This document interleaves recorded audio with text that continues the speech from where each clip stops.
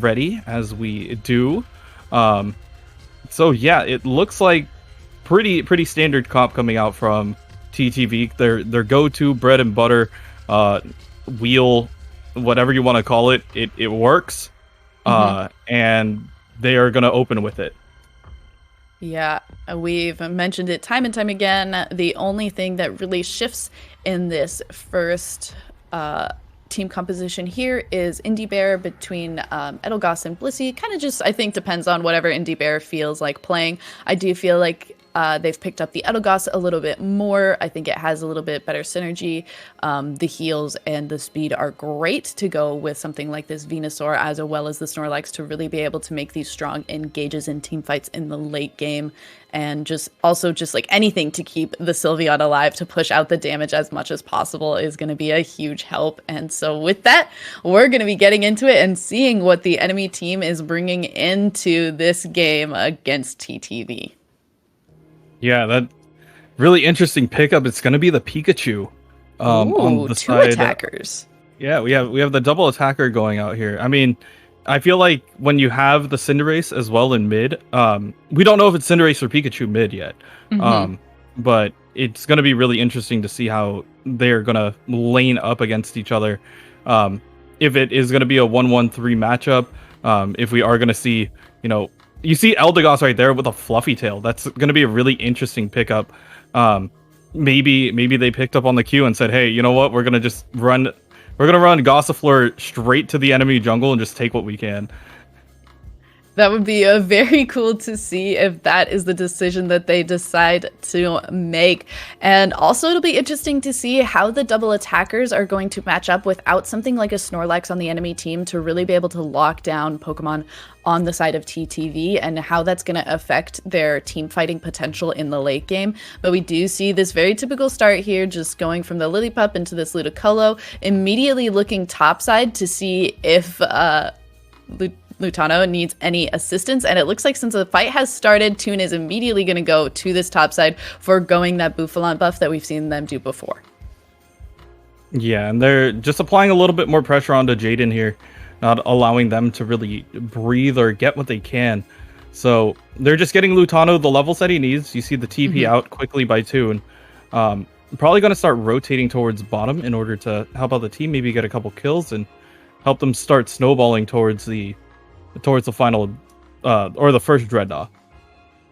Yeah, we did see some of the members of the bottom side of the map go up and take the Corphish from Toon's jungle, probably to help out the levels. When you're in this 1-1-3 composition, it sometimes is really difficult to get the levels onto all of your Pokemon in the bot lane, but doing that little bit to help them out is going to be greatly appreciated. And also this big fight with kills going down for Team TTV. Members of Sirfa are falling, the Pikachu down, the Gossifleur down, and the Squirtle also falling there as some of the first bloods in this match. Yeah, they had the right idea by playing it a little bit further back. You saw Indie Bear drop really low, just staying back, hiding out the opponent, making sure that they can't quite get what they want out of that fight. And meanwhile, Lutano is still just building up that attack, the attack weight, working more and more towards his objectives here. And then, even one level above the enemy laner. So really good timing overall from TTV. It's what they've done really well. Applying pressure when they can, and then trying to take up as much space right before the Dreadnought fight.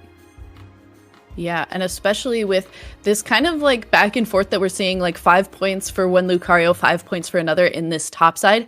And we've just seen Toon now go twice to this top side, and that's been able to give Lutano that extra one level advantage by that extra pressure that's just kept Jaden off of some of those creeps in the top side of the map, and just given that extra pressure that's able to alleviate some of the attention that Lutano needs to give from the point scoring and just get that level advantage. Yeah, and Dreadnought's about to spawn pretty soon, so you see the entire team slowly rotating over here and getting whatever levels they can. Jaden definitely trying to push into here, but has to deal with Toon and Zuggrug. Looks like they're just going to try to zone them out as Dreadnought drops right now. Looks like TTV is going to be able to grab that.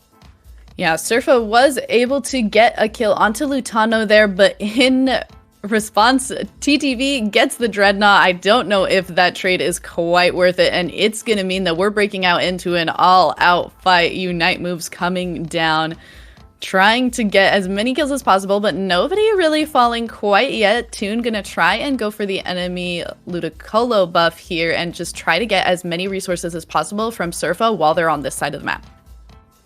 Yeah, trying to take away their jungle buffs, take away whatever farm that they can get. It maybe not necessarily in terms of points, but actually just removing the experience that you can get is really important. And Toon is doing exactly that. Even without being able to, completely score on this, it's more of denying the enemy team their experience that they would otherwise have. Yeah, as masterful as it is what Toon is doing right now in denying EXP, this is one of the downsides to not having a spectator mode. We missed the quadra kill that Goof was able to get on this Venusaur. We've mentioned it before, but Goof has been doing a great job on this Venusaur this entire tournament, just taking down, dishing out that damage, and just being the Venusaur that TTV's team needs on the damage and tank spectrum. Yeah, and you see them trying to loop around. They are going to lose the Rotom, and that's going to apply a little bit of pressure to their top goal.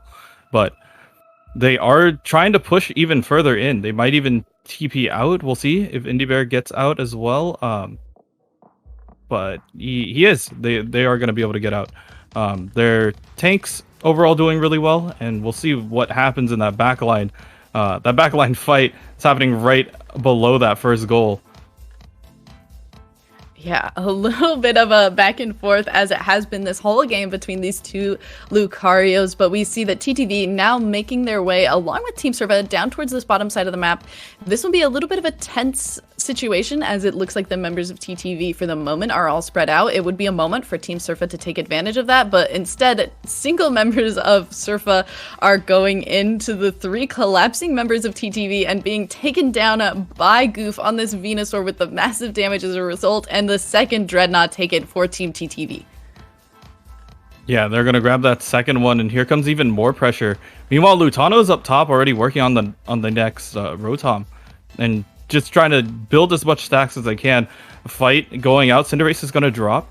Goof is still looking over here at the Blastoise. Just evolved, so the Unite move is available. Gonna drop. Not gonna pop it. Not gonna try to worry about that. But the rest of the team is starting to trickle in, trying to jump to where their second goal used to be. But the pressure from TTV is still going on. Lutano going to be able to grab one, looking at even more. Another rapid spin coming out as the rest of the team looks like they want to either break a goal or retreat.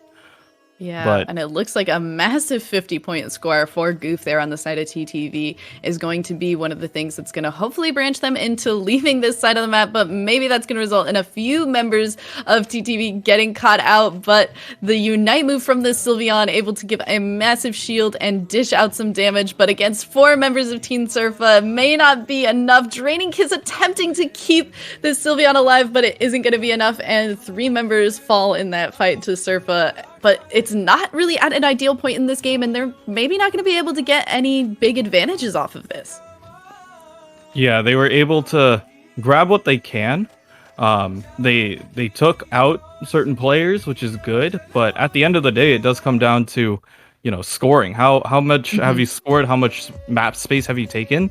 And the TTV has had map control this entire game, not really allowing Team Sirfa to really go out, maybe even get a Dreadnought, maybe even get a Rotom every once in a while. But it's very difficult for them to even get anything off the ground.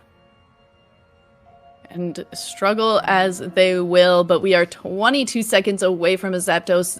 Team Sirfa's saving grace in this game would be acquiring that Zapdos and making some big dunks into these goal sides that are still available kind of far out.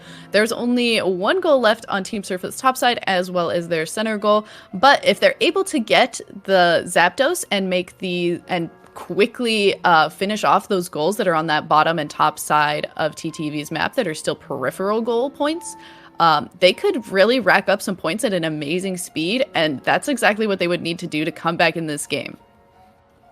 Yeah, and I think that's the call. They want to do that, but TTV just wants to score a couple points here and Hmm. there, and they are gonna get it. But the Zapdos does go in the way of Team Surfa, but we don't know if they have the farm in order to break what they can, or is the damage already done? You know, times 2 goals, they're getting ready to go, and it's just Zugrug over there trying to play defense while the rest of the team is starting to score. But the pressure's already out here. They TP'd, they force out whatever they can, but we'll see how this comes down to Oh, this is going to comes be down to the intense. wire. And there's even still a minute left. So there's still going to be time for people to be able to pick up points and try to play a defensive game. We did see multiple 100-point goal scores happening on all of those peripheral goal points for Team Surfa. So about 400 points earned there at this end, as well as a few more points going into that middle score. We saw a lot of the members of TTV going to this middle point as well in response to the Zapdos, saying, we're not going to fight you on Zapdos, we're just going to score the points that we have. And now it's kind of just going to come down to who's able to squeak out these last few points and who's going to be able to play defense better. And this is probably one of the closest games we've seen TTV end up in, and it's simply because of that Zapdos take at the end. Exactly. It just shows how important Zapdos can be. And both of these teams are just trying to farm, deny each other whatever they can score. And coming down to the 15-second mark, we'll see what the final score is. Unfortunately for us, we can't see that just like the players, but it is going to come down to the wire. And once again, I do agree. Team Surfa is the only team that has put TTV, has actually broken more goals than just the front ones. Yeah, and it's a close one indeed. But in the end, TTV, with the counter scoring that they were able to put up at the end in response to that Zapdos, was one of those other Pokemon that was very strong upon release. Saw a few little tweaks, and now is maybe not in the strongest place, but is still a pretty potent ranged attacker. Kind of still just having Toon play this exact same role of a damage special attacker, similar to the Sylveon. Yeah, this is going to be a really interesting pickup. I do like the Gardevoir pick. They are going to stick with that Pikachu. And instead of the Cinderace, they are going to go with the Venusaur this time. So a Venusaur little bit and more a Snorlax tankability. pickup. Yeah, and the Wiggly. That's another thing. Now you have Sleep and the counter CC. So I think if they were thinking, Gardevoir can hold a lot of people down, they're gonna try to use that.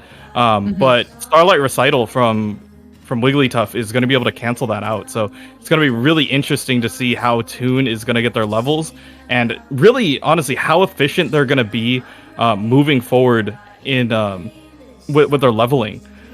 We know that Ralts doesn't evolve into Kirlia until level 6. So once again, it's a late evolution Pokemon. Same as Swinub and Garchomp, but once again, levels can play into their favor. Yeah, and at least playing it in the jungle is going to allow you to really soak up a lot of this experience and get as many of those levels as quickly as possible to really have those potent evolutions. We do see the same lineup here of this 1-1-3 for both sides of the map. Both of the Lucarios facing off in this mirror match. Once again, Jaden trying to go for these quick little dunks that we saw also being a part of their playstyle last game as well. Yeah, and once again, here's that pressure that we were talking about from Toon being able to help Lutano get those extra levels and going in their favor. So yeah, Toon is going to be able to score here as well. It's just interesting. You see a little bit of levels go a long way, especially in the early game. So Yeah. Lutano taking advantage of that and Toon helping him out by eliminating the opponent.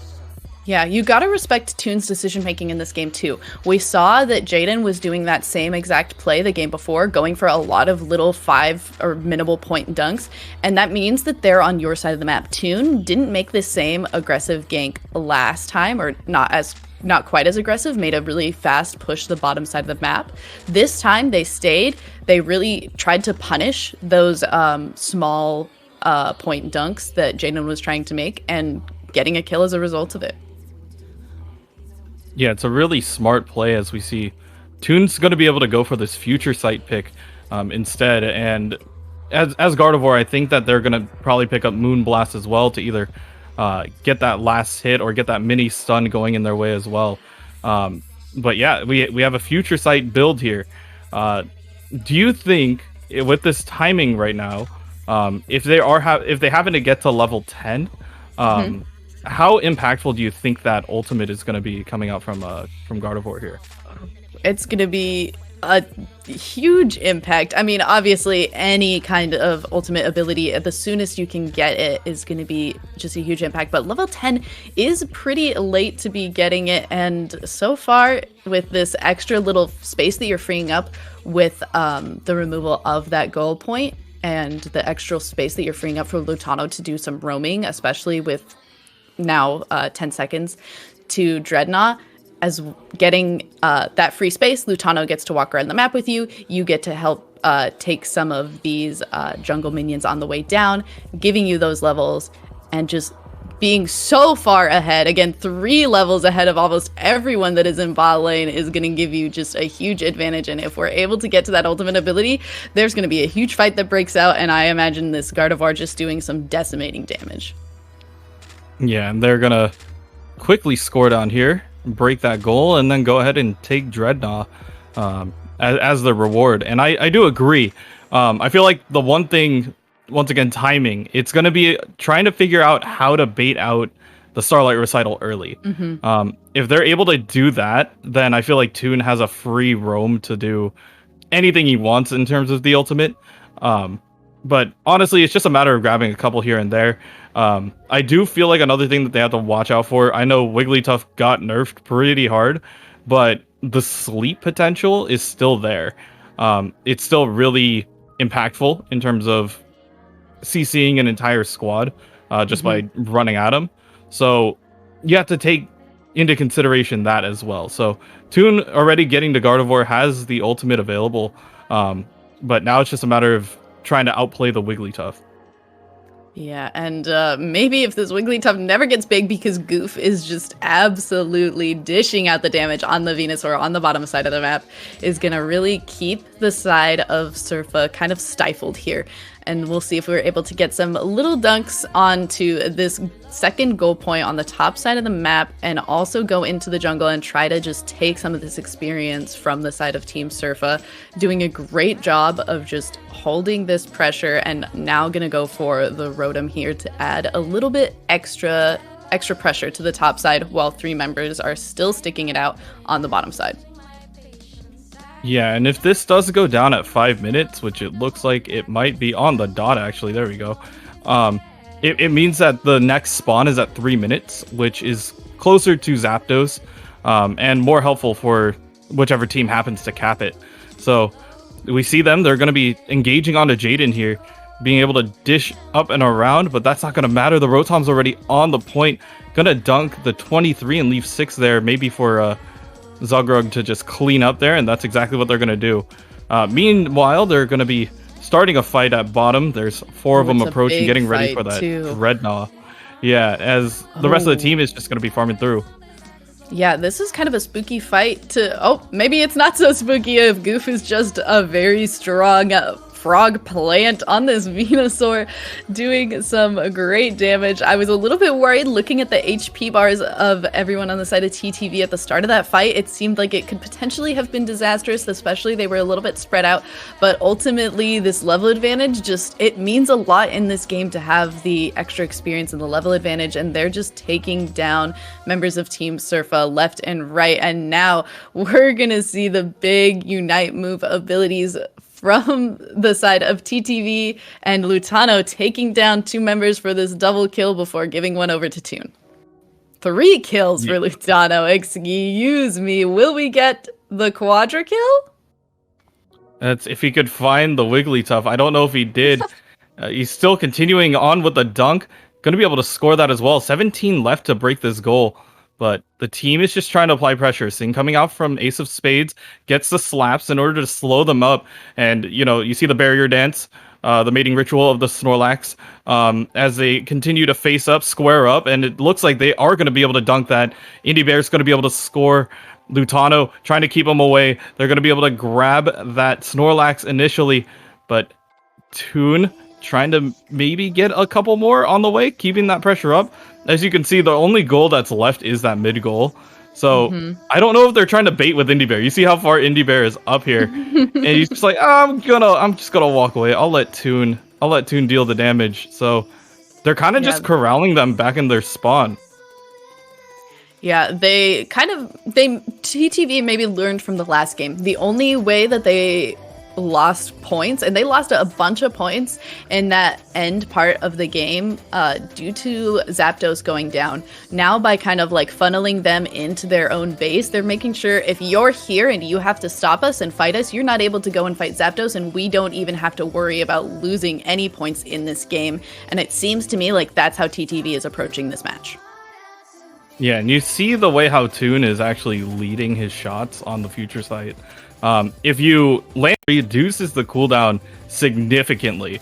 So just trying to land those, trying to get the team where it needs to be, and being able to clean up the rest of the team. So much pressure applied by TTV, not really even letting them outside of their goal. It's almost suffocating the way how Sirfa can't even hop out of their base efficiently. Yeah, that's exactly the words I would use, as they are just sitting in these bushes, and the moment any member of Team Sirfa even tries to come up, just immediately starting a fight, almost using this Unite move from the Gardevoir on cooldown to try and just dish out this damage from a huge range away. They're barely even on Toon's screen, and Toon is just dishing out this damage with multiple kills here. A triple kill coming in for Toon on this Gardevoir. The members of Team Sirfa are down, and we're finally able to breach their base and make these big dunks under the 2-minute mark for double points.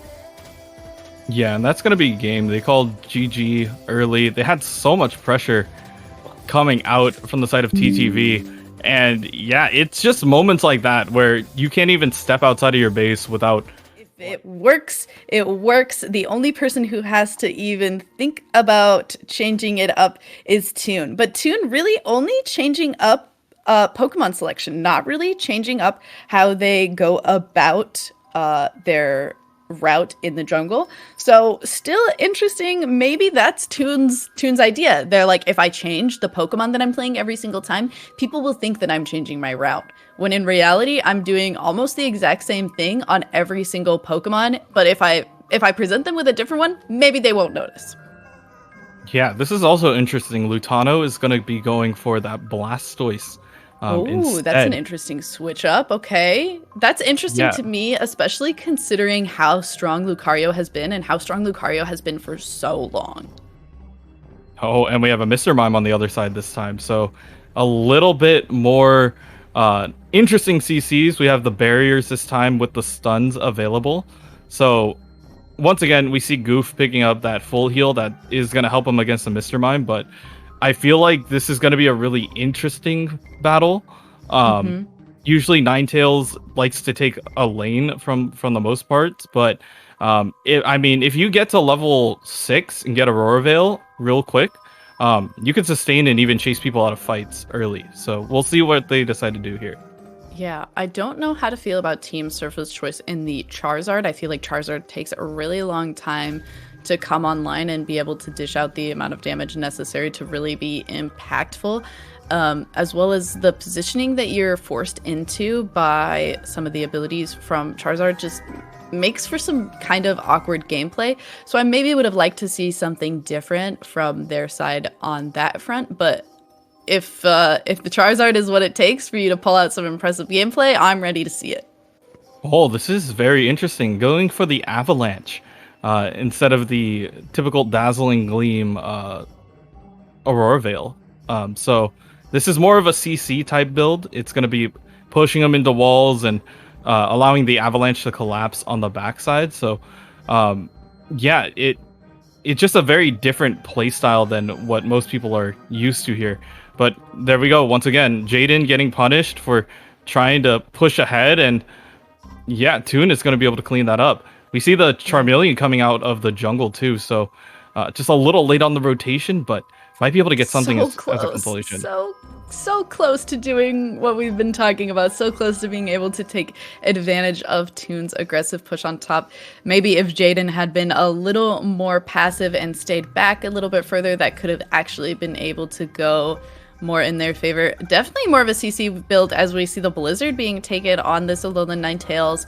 Also kind of an interesting pickup, and honestly, the way that Toon is picking up these abilities on this Alolan Ninetales is making me a little sad that we didn't end up going with the Lucario, because I feel like one of the Pokemon that deals with or helps with the CC build of the Alolan Ninetales is something like a Lucario.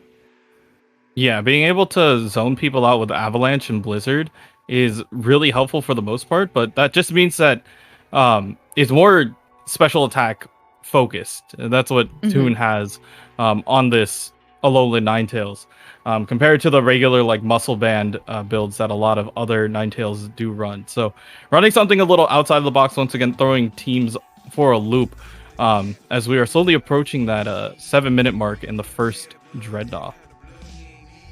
Yep, and taking the buffs as Toon moves towards that bottom side of the map, the members of Team Sirfa were able to capitalize on taking down Lutano in that top side of the map. A good gank. We haven't seen a ton of people take advantage of that yet, but hopefully we'll be able to trade back onto Jaden. But the just the punches from Lucario able to push them back to safety and not take that trade there. But level 8 now for Toon. Tons of levels, and Lutano is also going to take this rotation down towards the bottom side of the map as Dreadnought comes up. Yeah, so we'll see. I believe it's level 9 that you get your ultimate, the snow globe, up and running. But the fight is about to start. We see the push. They are going to take out Zugrug immediately, and now they're looking at Goof. They're trying to focus him down, but the wall going to be able to save him. Toon going to create just enough space for Goof to get away, and Indie Bear going to be able to heal them up a little bit. But Dreadnought currently just sitting here, looming in the middle of the battle. But both teams are just relaxing, trying to bide their time and get ready for the Dreadnought. That was intense too. I think this is one of the first times that we've seen Toon be behind in experience, as the Charizard was actually level 9 before Toon was able to get it, but Toon just using the Unite move to be able to secure getting that Dreadnought for their team, and hopefully just taking advantage of that here as they drop members of Team Sirfa. 3 down, about to be 4 with this Charizard, and Jaden isn't going to be able to push into the pretty healthy members of TTV as they take down this first goal on the bottom side of the map. Yeah, and Toon's going to be able to get out as well, and you just see the pressure that's coming out from TTV, even allowing Goof to get that quick 40 score. I wouldn't say quick, but you know, a 40 score, as they are going to continue pushing on forward. And now it's a battle over Rotom and the initial bees that they had there. But yeah, once again, the pressure coming out from TTV. You see right now where Lutano and Indie Bear are. They're like behind the first goal. They were almost behind the second goal for a little bit. They're doing all of the members now of TTV. We've praised Toon for it, but now we can praise all of the members of TTV for it. They're really just making sure that, again, we're ahead, and we're going to make sure that the experience that we were possibly behind in earlier in the game, we don't want to be behind in that again, as the big hug and suplex comes onto Toon, but staying alive. The shields are insane, and Charizard not able to do that tiny bit of remaining damage onto Toon, as Toon is now healing up and not going to be taken down. That was so close for the side of Team Sirfa. It seemed like the damage was there, but it just isn't quite enough. The team synergy for TTV is truly admirable. Yeah, it's that buddy barrier. It worked so well. You see a teammate low, just, you know, use your Unite move, get out there, get that all up and running for yourself. So really interesting use of moves and just keeping everybody alive. I know it's a 4-minute mark, so you do have enough time to go ahead and build another one. But yeah, they are looking at the Dreadnought once again, and a couple of the teams, the members, meanwhile, of Team Sirfa, trying to apply a little bit more pressure up at top. Maybe not quite able to break it down, but we'll see what happens here. Yeah, this is quite tense here. Team Sirfa doing their best to get these little edges of points wherever they can, but they're really not dunking for that many points. They've made a ton of dunks onto this top goal here, but they just have not been able to actually finish it off, and it's just showing that they're so far behind in points right now with 3 goals down towards the side of TTV and none for Team Sirfa. This is the stranglehold that TTV has had against every team they've played against in this tournament. Yeah, they just apply so much pressure and not even allow them to get what they want. Whatever space is your space is now our space. We're moving in rent free, and that's exactly what they're doing. Look at that lock. They just made sure that Pikachu couldn't leave, and Goof is just going to be able to close that out. So interesting build, working really well, especially with the Avalanche Blizzard. Using it more as a wall rather than a damage dealing ability here. Oh, but we're just seeing such a masterful use of it. You can tell when players have played a lot of a certain Pokemon and they're just able to use those abilities to really just like they did with that Pikachu, just lock them into this certain area and be like, oh, you're stuck there, you can't get out, and I guess you're dead. Yeah, just being able to grab certain players here and there. The current Rotom is up at the moment, but Goof is just standing there taking the fight. Meanwhile, Zogrug is going to be able to come back, and Goof already grabbing 2. They're peeking up. They're trying to see if they can find another one. They grabbed 2 more. 4-player kill streak going in the way of Goof. 5 completely wiping the team of Sirfa with this Venusaur. We've said it before, but we'll say it again. Goof is an absolute monster on this Venusaur, and Venusaur already was strong enough to begin with, but Goof really just taking advantage of the strength that Venusaur has in the meta right now. Yeah, just so much pressure being applied here. The Snow Globe going to be popped. So is the Pikachu ult in order to get a little bit more out of it. The Hydro Typhoon trying to knock somebody up as well, creating just enough space for the Blastoise to try to get away, but it's not going to be the case. But Venusaur already very low, just trying to sprint to a goal if he can get it, but he's getting chased by Goof and Toon. Which Venusaur will be faster? They're both quick, but not quick enough. Goof is going to be able to clean that up, and now they're just going to play defense and hang out at Zapdos' house for a bit and make sure that he doesn't get bothered, but he is. Yeah, Jaden with kind of an aggressive play here, starting to attack Zapdos. This maybe seems a little bit hasty, especially when there aren't a lot of members of Team Sirfa around to be able to help. And now Jaden has to make a run for it on this Lucario, but is being stopped by the duo of the Blastoise and the Alolan Ninetales. And when it's icy, it's a little hard to move your joints. Makes it a little hard to run away. And now that the Zapdos is at half HP from these little kerfuffles, we see the members of TTV taking it down. And now it's a rush to their base to dunk these points from the Zapdos. Yeah, and they could have went top as well, but they're all just saying, you know what, let's just go together. Faster goal time. And that is going to be it. That's going to be the tournament. Congratulations, TTV is going to come out victorious after taking that Zapdos and just allowing them to just take the map overall. Oh my goodness, with extreme prowess shown the entire day, TTV has just been a unstoppable force, as you mentioned before, and the immovable object wall.